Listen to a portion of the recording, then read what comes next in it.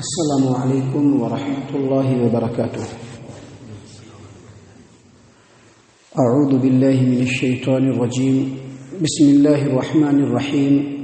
ولن ترضى عنك اليهود ولا النصارى حتى تتبع ملتهم قل إن هدى الله هو الهدى ولئن اتبعت أهواءهم بعد الذي جاءك من العلم ما لك من الله من ولي ولا نصير الذين آتيناهم الكتاب يتلونه حق تلاوته أولئك يؤمنون به ومن يكفر به فأولئك هم الخاسرون۔ اے محمد صلی اللہ علیہ وسلم، یہود و نصارہ اس وقت تک آپ سے راضی نہیں ہوں گے جب تک کہ آپ ان کی ملت، ان کے دین کی پیروی نہ کرنے لگے۔ آپ کہہ دیجئے کہ ہدایت وہی ہے جو اللہ کی ہدایت ہے، اور اگر علم کے آ جانے کے بعد بھی آپ نے ان کی خواہشوں کی پیروی کی تو اللہ تبارک و تعالیٰ کے علاوہ آپ کا کوئی حامی اور مددگار نہیں ہے۔ وہ لوگ جن کو ہم نے کتاب دیا ہے، جو کتاب کی تلاوت اس طرح سے کرتے ہیں جیسا کہ اس کی تلاوت کرنے کا حق ہے، یہی لوگ ایمان والے ہیں، اور جو انکار کرے گا تو یہی لوگ نقصان اٹھانے والوں میں سے نقصان اٹھانے والے ہیں۔ محترم سامعین کرام، یہ سورۃ البقرہ ہے۔ سورۃ البقرہ سورہ نمبر 2، اسی سورۃ البقرہ سے آیت نمبر 120 اور 121 آپ کے سامنے تلاوت کی گئی، اور ان دونوں آیات کا ترجمہ بھی آپ کے سامنے پیش کیا گیا۔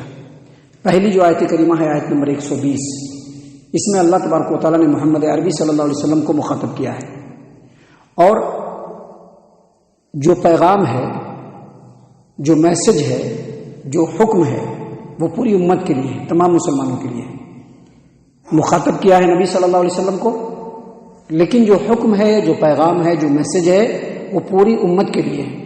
اللہ تبارک و تعالیٰ نے فرمایا وَلَن تَرْضَىٰ عَنْكَ الْيَهُودُ وَلَا النَّصَارَىٰ حَتَّىٰ تَتَّبِعَ مِلَّتَهُمْ۔ اے محمد صلی اللہ علیہ وسلم، یہ جو یہود و نصارہ ہیں، یہ آپ سے اس وقت تک راضی نہیں ہوں گے جب تک کہ آپ ان کے ملت کی پیروی نہ کرنے لگے۔ ملت کا مطلب ہوتا ہے دین، اور یہاں پر دین سے مراد یہود و نصارہ، یہودیوں اور عیسائیوں کا وہ دین نہیں ہے جو توریت کے اندر ہے، جو انجیل کے اندر تھا، وہ دین نہیں، بلکہ اس کے اندر انہوں نے بہت سارے جو خرافات اور ادھر ادھر کی باتیں جو ان لوگوں نے شامل کر لی ہے، اور جس طریقے پر وہ چل رہے ہیں، یہاں پر ملت سے مراد وہی ملت ہے۔ یعنی یہود و نصارہ کی چاہت یہ ہے کہ آپ بالکل ان کی طرح سے بن جائیں، اپنے عقیدے کو خراب کر کے ان کے عقیدے کو آپ اختیار کر لیں، ان کے چال ڈھال، ان کی عادت و اطوار اور ان کے رنگ ڈھنگ میں جب تک آپ ڈھل نہیں جائیں گے، جب تک وہ آپ سے راضی نہیں ہوں گے، لہذا آپ کو ان کو راضی کرنے کی ضرورت نہیں ہے۔ دراصل محمد صلی اللہ علیہ وسلم کو اور اس وقت کے مسلمانوں کو یہی بتلایا گیا ہے کہ یہود و نصارہ کو آپ راضی کرنے کے چکر میں نہیں رہیے۔ ابھی ہوتا ہے نا، ذرا ان کو خوش کر لیں گے تو کہیں وہ ہمارے دین میں آ جائیں۔ اللہ تبارک و تعالیٰ نے کہا کہ نہیں، وہ جب تک آپ ان کی طرح سے نہیں بن جائیں گے، وہ آپ سے راضی ہونے والے نہیں ہیں، لہذا آپ کا کام ان کو راضی کرنا نہیں ہے۔ اگرچہ یہود و نصارہ کو بتلایا جا رہا ہے، لیکن آج کے ڈیٹ میں بھی جو لوگ بھی قرآن و حدیث کے رستے سے منحرف ہیں، جو لوگ بھی اللہ تبارک و تعالیٰ کا جو صراط مستقیم ہے اس کو چھوڑ کر کے پگڈنڈیوں میں بھاگے جا رہے ہیں، ان کی بھی وہی چاہت ہے کہ آپ اللہ اور اس کے رسول کی پیروی نہیں کریں۔ آپ دیکھیے، 5 وقت نمازی ہیں، آپ بہت اچھے ہیں، آپ کے اندر سب کچھ اچھائی ہے، لیکن اگر آپ کا عقیدہ، آپ کا طریقہ، آپ کا انداز، آپ کا منہج ان کے منہج سے اگر میل نہیں کھائے گا، آپ ان کی نظر میں سب سے برے ہیں، سب سے برے ہیں ان کی نظر میں۔ ایک بے نمازی ان کی نظر میں برا نہیں ہے، ایک شرابی ان کی نظر میں برا نہیں ہے، ایک حرام کھانے والا جو ہے اس کی نظر میں برا نہیں ہے، لیکن چونکہ آپ نے صحیح رستہ اختیار کیا ہے، آپ نے صراط مستقیم کو چنا ہے، آپ نے اللہ کی اطاعت، اللہ کے رسول صلی اللہ علیہ وسلم کی اطاعت کو سامنے رکھا ہے، وہ آپ سے کبھی بھی راضی نہیں ہوں گے۔ کب تک راضی نہیں ہوں گے؟ جب تک کہ آپ انہی کی طرح سے نہ بن جاؤ۔ جیسا ان کا عقیدہ ہے وہ عقیدہ اپنے اندر لے لیں، جیسے وہ عبادت کرتے ہیں اس طرح سے آپ عبادت کرنے لگے، جس انداز میں وہ رہتے ہیں ویسے آپ رہنے لگے، راضی ہو جائیں گے۔ اللہ تبارک و تعالیٰ نے اسی بات کو یہاں پر محمد عربی صلی اللہ علیہ وسلم کو مخاطب کر کے کہا تمام مسلمانوں کو. اور اگرچہ یہود و نصارہ کی بات ہے لیکن یہاں پر وہی بات ہے کہ جو بھی اللہ کے رستے سے بھٹکا ہوا ہے اور دوسری ملتوں کی پیروی کر رہا ہے آپ ان کو راضی نہیں کر سکتے ہیں. وہ اس وقت تک راضی نہیں ہوں گے جب تک کہ آپ ان کے طریقے کی پیروی کرنے نہ لگے. اسی کو اللہ تبارک و تعالیٰ نے یہاں پر بیان فرمایا وَلَن تَرْضَىٰ عَنْكَ الْيَهُودُ وَلَا النَّصَارَىٰ حَتَّىٰ تَتَّبِعَ مِلَّتَهُمْ. اے محمد صلی اللہ علیہ وسلم یہ جو یہود و نصارہ ہیں اس وقت تک آپ سے راضی نہیں ہوں گے جب تک کہ آپ ان کے ملت کی پیروی کرنے نہ لگے. لہذا آپ کو ان کی فکر کرنے کی ضرورت نہیں ہے. آپ کو کیا فکر کرنے کی ضرورت ہے؟ جو اللہ کا کلام ہے آپ اس کو فالو کریں, یہ فکر کرنے کی ضرورت ہے. جو نبی صلی اللہ علیہ وسلم کا طریقہ ہے آپ اس کو اختیار کرنے کی کوشش کریں, یہ فکر کرنے کی ضرورت ہے. لوگوں کو راضی کرنے کی ضرورت نہیں ہے. کیوں؟ اللہ تبارک و تعالیٰ نے مزید آگے اس کا جواب دیا. اللہ تبارک و تعالیٰ نے کیا فرمایا؟ قل, آپ کہہ دیجئے ان ھدی اللہ ھو الھدی, ہدایت وہی ہے جو اللہ کی ہدایت ہے. ہدایت وہی ہے جو اللہ کی ہدایت ہے. دراصل اس آیت کریمہ کا پس منظر بھی وہی ہے کہ توریت اپنے زمانے میں نازل ہوا تھا. اپنے زمانے کے لوگوں کے حالات کو سامنے رکھ کر کے توریت کو نازل کیا گیا تھا. لہذا توریت اس زمانے میں ہدایت کی کتاب تھی. انجیل اپنے زمانے میں ہدایت کی کتاب تھی کیونکہ اس زمانے کے لوگوں کے تمام چیزوں کو سامنے رکھ کر کے اللہ تبارک و تعالیٰ نے نازل فرمایا. لیکن اس قرآن کریم کو اللہ تبارک و تعالیٰ نے محمد صلی اللہ علیہ وسلم پر نازل فرمایا. کیا سوچ کر کے, کیا سامنے رکھ کر کے کہ یہ قیامت تک یہ کتاب ہدایت کی رہے گی. اب اس کے بعد کوئی ہدایت کی کتاب نہیں ہے. اس کے بعد کوئی ہدایت کی کتاب نہیں ہے. لوگوں کی لکھی ہوئی موٹی موٹی کتابیں اگرچہ ان کی تلاوت کی جائے, اگرچہ ان کو صبح و شام پڑھا جائے, لیکن وہ ہدایت کی کتاب نہیں ہو سکتی ہے. ہدایت کی کتاب کون سی ہے؟ یہ قرآن کریم ہے. دیکھیے ایک حدیث ہے جس کو امام الدارمی نے اپنی سنن کے اندر روایت کیا ہے, اور یہی روایت امام بیہقی اپنی کتاب شعب الایمان کے اندر بھی روایت کرتے ہیں کہ جابر بن عبداللہ رضی اللہ عنہ کی روایت ہے کہ ایک بار عمر بن خطاب رضی اللہ عنہ توریت کا ایک ورق لے کر کے نبی صلی اللہ علیہ وسلم کی خدمت میں حاضر ہوئے اور کہا کہ دیکھیے یہ توریت ہے. اور اس کے بعد وہاں پر بیٹھ گئے اور توریت کو پڑھنا شروع کر دیا. جب توریت کو پڑھنے لگے تو محمد عربی صلی اللہ علیہ وسلم کا چہرہ غصے سے سرخ ہو گیا. ابو بکر صدیق رضی اللہ عنہ دیکھ رہے ہیں نبی صلی اللہ علیہ وسلم کو, دیکھ رہے ہیں کہ بالکل غصہ ہو رہے ہیں, چہرے کا رنگ بدل رہا ہے. فوراً ڈانٹا عمر بن خطاب رضی اللہ عنہ کو, کہا کہ تم نبی صلی اللہ علیہ وسلم کا چہرہ نہیں دیکھ رہے ہو, آپ صلی اللہ علیہ وسلم غصہ ہو رہے ہیں نہیں دیکھ رہے ہو. فوراً جیسے ہی دیکھا عمر بن خطاب رضی اللہ عنہ نے نبی صلی اللہ علیہ وسلم کو کہا کہ میں اللہ اور اس کے رسول صلی اللہ علیہ وسلم کے غضب سے پناہ چاہتا ہوں, میں اللہ کی پناہ چاہتا ہوں. اس کے بعد کہا کہ میں اللہ تبارک و تعالیٰ کے رب ہونے سے راضی ہوا ہوں. ہم لوگ اللہ کے رب ہونے سے راضی ہو گئے.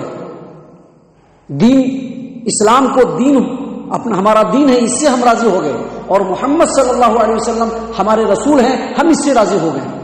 تو نبی صلی اللہ علیہ وسلم نے کہا کہ یہ جو تم توریت پڑھ رہے ہو نا, والذی نفس محمد بیدہ, قسم اس ذات کی جس کے ہاتھ میں محمد کی جان ہے, لو بدأ لکم موسیٰ, میں ابھی نبی ہوں نا, میں ابھی نبی ہوں, اگر میرے سامنے موسیٰ بھی آ جائے, میں ابھی نبی ہوں, میرے سامنے موسیٰ بھی آ جائے, فاتبعتموہ وترکتمونی, اور تم مجھ کو چھوڑ کر کے ان کی پیروی کرنا شروع کر دو, لضللتم عن سواء السبیل, تو تم گمراہ ہو جاؤ گے.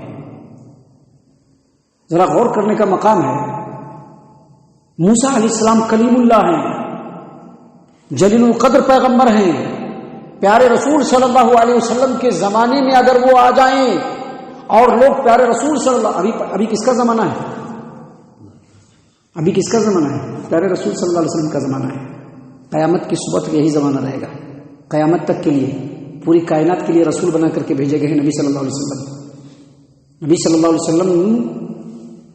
اللہ علیہ وسلم کے زمانے میں اگر موسیٰ بھی آ جائیں اور لوگ نبی صلی اللہ علیہ وسلم کو چھوڑ کر کے موسیٰ کی پیروی کرنے لگیں تو گمراہ ہو جائیں گے, تو نبی صلی اللہ علیہ وسلم کے زمانے میں اماموں کی پیروی کرنے والے کیسے ٹھیک رہیں گے؟ یہ بتائیے. نبی کے زمانے میں اماموں کی پیروی, امام کی پیروی ضرور کیجیے, امام کی پیروی کرنے سے منع نہیں کر رہے ہیں, امام کی پیروی کیجیے, لیکن کن باتوں میں؟ جن باتوں میں نبی صلی اللہ علیہ وسلم سے میچ ہو رہا ان باتوں میں، سبھی باتوں میں نہیں، سبھی باتوں میں نہیں. خود اماموں نے بھی یہی بات کہا ہے. امام شافعی رحمہ اللہ 4 اماموں میں سے ایک امام ہے جن کو 4 امام، حالانکہ 4 امام نہیں دنیا میں، امام بے شمار ہیں، لیکن لوگوں نے 4 امام بنایا ہے. 4 اماموں میں ایک ہے امام شافعی رحمہ اللہ. انہوں نے کیا کہا جانتے ہیں کہ اگر میں کوئی بات کہوں اور میری وہ بات اللہ کے رسول صلی اللہ علیہ وسلم کی بات سے میچ نہیں کر رہی ہے تو میں اس بات سے اپنی زندگی میں بھی رجوع کرتا ہوں اور اپنے موت کے بعد بھی رجوع کرتا ہوں. یعنی وہ بات صحیح نہیں، اس کی پیروی نہیں کرنا. امام مالک، امام ابو حنیفہ رحمہ اللہ نے کیا کہا؟ اذا صح الحدیث فهو مذہبی. بالکل صحیح روایت ہے. اذا صح الحدیث فهو مذہبی. جب صحیح حدیث مل جائے تو سمجھ لو کہ وہی میرا مذہب ہے. میں اپنی تمام باتوں سے رجوع کرتا ہوں، میں اپنی تمام باتوں سے رجوع کرتا ہوں. تو اگر آج کے ڈیٹ میں محمد صلی اللہ علیہ وسلم کے مقابلے میں لوگوں کی پیروی کرنا شروع کر دیا جائے تو کیا آدمی صحیح راستے پر رہے گا؟ نہیں رہ سکتا ہے، نہیں رہ سکتا ہے. اور نبی صلی اللہ علیہ وسلم نے مزید آگے کہا، کیا کہا جانتے ہیں؟ فرمایا وَلَوْ كَانَ مُوسَىٰ حَيًّا وَأَدْرَكَ نُبُوَّتِي لَاتَّبَعَنِي. اور اگر موسیٰ بھی آج ہوں، موسیٰ بھی ہوں تو ان کو بھی میری پیروی کرنی پڑے گی. اور آپ کو معلوم ہے کہ عیسیٰ علیہ السلام آئیں گے، عیسیٰ علیہ السلام آئیں گے نا، وہ کیا بن کر کے آئیں گے؟ کیا کوئی مذہب اور کوئی فرقے کی پیروی کریں گے؟ نہیں، کسی مذہب کی پیروی نہیں کریں گے. خام خیالی میں نہ رہیے گا. ابھی زندگی ہے، زندگی رہتے اپنے آپ کو سنبھال لینا ہے. موت کے بعد، قیامت کے میدان میں پہنچنے کے بعد کوئی پوچھنے والا نہیں ہوگا. اللہ تبارک و تعالیٰ سامنے ہوں گے اور ان کے سامنے آپ ہوں گے، اور اللہ کے سامنے آپ کی تمام باتوں کا آپ کو جواب دینا پڑے گا. آپ کو یہ بتلانا پڑے گا کہ آپ نے دنیا میں کیا کیا، کون سے عقیدے کو اختیار کیا، کیسا ایمان تھا آپ کا، آپ نے رسول کی پیروی کی یا نہیں کی، آپ نے کیا سیکھا، کیا عمل کیا. پوچھا جائے گا، پوچھا جائے گا. عیسیٰ علیہ السلام بھی آئیں گے تو نبی صلی اللہ علیہ وسلم کی پیروی کریں گے. کہا نبی صلی اللہ علیہ وسلم نے کہ اگر موسیٰ بھی زندہ ہو اور میرا زمانہ پائے تو ان کو بھی میری ہی پیروی کرنی پڑے گی. اور ایک روایت میں ہے لو کان موسیٰ وعیسیٰ حیین ما وسعہما الا اتباعی. اگر موسیٰ اور عیسیٰ بھی زندہ ہو جائے تو ان کو بھی میری اتباع اور پیروی کرنے کے علاوہ کوئی دوسرا راستہ نہیں ہوگا، ان کو بھی میری ہی پیروی کرنی پڑے گی. اسی لیے اللہ تبارک و تعالیٰ نے یہاں پر بہت ہی واضح انداز میں کہا. کیا کہا؟ قل، کہہ دیجئے، ان ھدی اللہ ھو الھدی. اصل جو ہدایت ہے وہ اللہ کی ہدایت ہے. اصل ہدایت کس کی ہدایت ہے؟ اللہ کی ہدایت ہے. اپنے سے ٹکڑیوں میں بڑھ جانا، اپنے سے فرقوں میں بڑھ جانا اور یہ کہنا کہ یہی ہدایت کا راستہ نہیں ہوگا. ہدایت کا راستہ اللہ نے قرآن کریم میں ڈال دیا ہے. ہدایت کا راستہ پیارے رسول صلی اللہ علیہ وسلم کے فرمان میں. یاد رکھیے، نبی صلی اللہ علیہ وسلم پر صرف قرآن نازل نہیں ہوا ہے، نبی صلی اللہ علیہ وسلم پر قرآن بھی نازل ہوا. اور قرآن کی جیسی ایک اور چیز سنن نبی داؤد کی روایت ہے، کہا نبی صلی اللہ علیہ وسلم نے کہ مجھ پر قرآن نازل ہوا ہے اور اسی کی جیسی ایک چیز. اور ایک چیز کی تشریح میں محدثین تمام کے تمام یہی کہتے ہیں کہ قرآن کے جیسی جو چیز ہے وہ نبی صلی اللہ علیہ وسلم کی احادیث ہے جو آپ نے اپنی زبان سے ارشاد فرمایا ہے، جس کو محدثین نے اپنی کتابوں کے اندر محفوظ کر لیا ہے. یہی ہدایت کا راستہ ہے. اللہ کے رسول صلی اللہ علیہ وسلم جب آخری حج کر رہے تھے حجۃ الوداع کے موقع سے، تو نبی صلی اللہ علیہ وسلم نے اپنی تمام امت کے لوگوں کو جو بہت ساری وصیتیں کی، اس میں سے ایک وصیت یہ بھی کی کہ میں تمہارے درمیان 2 چیزیں چھوڑ کر کے جا رہا ہوں. کیا چھوڑ کے جا رہا ہوں؟ 2 چیزیں. ترکت فیکم امرین، حدیث موجود ہے، حدیث جب چاہیے مل جائے گا. ترکت فیکم امرین، میں تمہارے درمیان 2 چیزیں چھوڑ کر کے جا رہا ہوں. جب تک ان 2 چیزوں کو مضبوطی سے پکڑے رہو گے کبھی بھی گمراہ نہیں ہوگے. اور وہ 2 چیزیں کیا ہے؟ کتاب اللہ و سنت نبی، ایک اللہ کی کتاب اور دوسرا نبی صلی اللہ علیہ وسلم کی سنت جس کو حدیث کہتے ہیں. تو یہی چیز ہے یہاں پر اللہ تبارک و تعالیٰ نے بتلایا کہ قل ان ھدی اللہ ھو الھدی. اصل جو ہدایت ہے وہ اللہ کی ہدایت ہے. وَلَئِنِ اتَّبَعْتَ أَهْوَاءَهُمْ بَعْدَ الَّذِي جَاءَكَ مِنَ الْعِلْمِ. اب علم آ جانے کے بعد بھی آپ لوگوں کی چاہت کے مطابق کام کرنا شروع کر دیں. علم مل گیا، ابھی سماج و معاشرے کے لوگ ہیں کہیں ہم سے ناراض نہ ہو جائیں، ذرا ان کو بھی خوش کر کے رکھنا ہے، ذرا ان کو بھی سنبھال کے رکھنا ہے. اب ان کے ذرا حساب سے بھی دو چار کو کام کر رہے ہیں، دو چار کام ان کے حساب سے بھی کر رہے ہیں. اللہ تبارک و تعالیٰ نے کہا کہ علم آ جانے کے بعد بھی اگر آپ نے ان کے چاہتوں کی پیروی کی، ان کے خواہشات کی پیروی کی، تو اللہ کے علاوہ آپ کا کوئی مددگار نہیں ہوگا.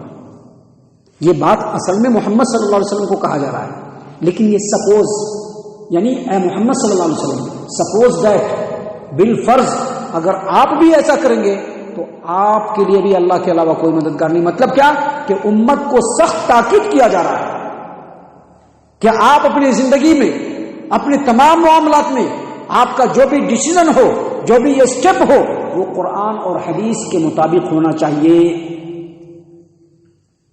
اس کے بعد جو اگلی آیت کریمہ ہے، آیت نمبر 121، اس میں اللہ تبارک و تعالیٰ نے فرمایا الذین آتیناہم الکتاب یتلونہ حق تلاوتہ اولئک یؤمنون بہ. وہ لوگ جن کو ہم نے کتاب دیا، جو کتاب کی تلاوت ویسا کرتے ہیں جیسا تلاوت کرنے کا حق ہے، یہی لوگ دراصل ایمان والے ہیں. کیا مطلب یہ کہ یہودی اور عیسائیوں میں وہ لوگ جو اپنی کتاب کو بہت غور و فکر کے ساتھ پڑھے ہیں، جو اللہ کی کتاب توریت اور انجیل کا جو منشا ہے اس کو سمجھا، اس کے اندر پھیر بدل نہیں کیا، جیسا اللہ تبارک و تعالیٰ نے بتلایا ویسا ان کو سمجھا، حلال کو حلال سمجھا، حرام کو حرام سمجھا، اور جو ایکچوئل بات ہے اس کو سمجھا. کہا کہ ایسے ہی لوگ قرآن پر بھی ایمان لانے والے ہیں. اور یہی وجہ ہے کہ بہت کم لوگ ایمان لائے. عبداللہ بن سلام اور اس طرح کے دوسرے جو صحابی ہیں وہ لوگ ہی ایمان لا پائے. تو دراصل کہنے کا ہی مطلب ہے کہ جو اس کتاب کو اچھائی کے ساتھ پڑھیں گے وہی قرآن پر ایمان لائیں گے. جو اس کتاب میں پھر بدل کر دیے وہ قرآن پر ایمان لانا بہت مشکل ہے ان کے لیے، بہت مشکل ہے. اور یہ جو آیت کریمہ ہے اگرچہ اس کا خاص پس منظر یہودی اور عیسائی کے لیے ہے، لیکن اس کا ایک عام مفہوم بھی ہے. ایک عام مفہوم کیا ہے؟ عام مفہوم یہ ہے کہ جو لوگ بھی اس کتاب کو اس طرح سے پڑھیں گے، یعنی قرآن کریم کو جیسا کہ اللہ نے نازل کیا ہے، اس کے حلال کو حلال سمجھیں گے، اس کے حرام کو حرام سمجھیں گے، جیسا کرنے کے لیے کہا گیا ہے ویسا کریں گے، جیسا رکنے کے لیے کہا گیا ہے، جیسا چھوڑنے کے لیے کہا گیا ہے ویسا چھوڑ دیں گے، جن باتوں سے منع کیا گیا ان باتوں سے رک جائیں گے. اور جب بھی قرآن کریم کو پڑھیں گے تو سمجھ کر کے پڑھیں گے، اور جو ہدایت کی آیتیں ہیں وہاں پر اللہ سے ہدایت مانگیں گے، جو رحمت کی آیتیں ہیں وہاں پر اللہ سے رحمت مانگیں گے، جو عذاب کی آیتیں ہیں وہاں پر اللہ کی عذاب سے پناہ چاہیں گے. ایسے لوگ ہی دراصل ایمان والے ہیں. اس کا مطلب کیا ہوا کہ قرآن کو پڑھنا ضروری ہے، قرآن کو سمجھنا ضروری ہے. یہی وجہ ہے لوگ اتنے بیوقوف نہیں تھے. کچھ لوگ کہتے ہیں ترجمہ سب نہیں سمجھے گا. لوگ اتنے بیوقوف نہیں تھے، یا آج جو دنیا میں اتنے علماء کرام بکھرے ہوئے لوگ بیوقوف نہیں ہیں کہ انہوں نے اردو میں بھی ترجمہ کیا، ہندی میں بھی ترجمہ کیا، فلپینی زبان میں ترجمہ کیا، فرانسیسی زبان، دنیا کی تمام زبان میں قرآن کریم کا ترجمہ کیوں کیا؟ کیونکہ اس کو پڑھیے، اس کو سمجھیے. ایسے جو درس قرآن کی مجلسیں ہیں، محفلیں ہیں، ان میں شامل ہوئیے، قرآن کے مفہوم کو سمجھنے کی کوشش کیجیے، اللہ تبارک و تعالیٰ کا کیا منشا ہے اس کو جاننے کی کوشش کیجیے. اللہ تبارک و تعالیٰ دراصل یہی چاہتے ہیں. اسی لیے اللہ نے فرمایا کہ جن لوگوں کو کتاب دیا گیا ہے، ہم لوگوں کو بھی تو کتاب دیا گیا ہے نا، ہم لوگوں کو کتاب دیا گیا کہ نہیں دیا گیا؟ قرآن کس کو دیا گیا ہے؟ ہم ہی لوگوں کو دیا گیا ہے. قرآن ہماری کتاب ہے، اللہ نے ہم لوگوں کے لیے نازل فرمایا ہے. کہا جن لوگوں کو کتاب دیا گیا ہے وہ لوگ کتاب کی تلاوت اس طرح سے کرتے ہیں جیسا کہ اس کو تلاوت کرنے کا حق ہے. یہی لوگ ایمان والے ہیں، یہی لوگ ایمان والے ہیں. دوسرے لوگ ایمان والے نہیں ہو سکتے. لہٰذا ایسے جو درس قرآن کی مجلسیں ہیں، محفلیں ہیں، اس میں شامل ہونا، اسی بہانے سے فجر کی نماز بھی ادا ہو جاتی ہے، اسی بہانے سے اللہ کے اجر و ثواب بھی مل جاتے ہیں، اسی بہانے سے اللہ کی رحمت میں بھی ہم شامل ہو جاتے ہیں. اللہ نے فرمایا کہ جن لوگوں کو ہم نے کتاب دیا ہے وہ کتاب کی تلاوت ویسا کرتے ہیں جیسا کہ کتاب کی تلاوت کرنے کا حق ہے. یہی ایمان والے ہیں. اور جو انکار کرے گا وہی لوگ نقصان اٹھانے والے ہیں. جو بھی اس سے روگردانی کرے گا، جو بھی اس کا انکار کرے گا، دراصل وہی لوگ نقصان پانے والے ہیں. اللہ تعالیٰ سے دعا ہے کہ اللہ تعالیٰ ہم تمام کو ان تمام باتوں کے اوپر خوب ٹھنڈے دل سے غور و فکر اور تدبر کرنے کی توفیق عنایت فرمائے. اللہ تعالیٰ ہم تمام کو صحیح معنی میں پکا سچا مومن مسلمان بنائے. اللہ تبارک و تعالیٰ ہم تمام کو جنت الفردوس میں جگہ عطا فرمائے. اے اللہ ہم تمام کو جہنم سے پناہ دے.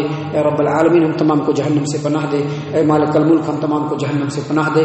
آمین یا رب العالمین. وما علینا الا البلاغ.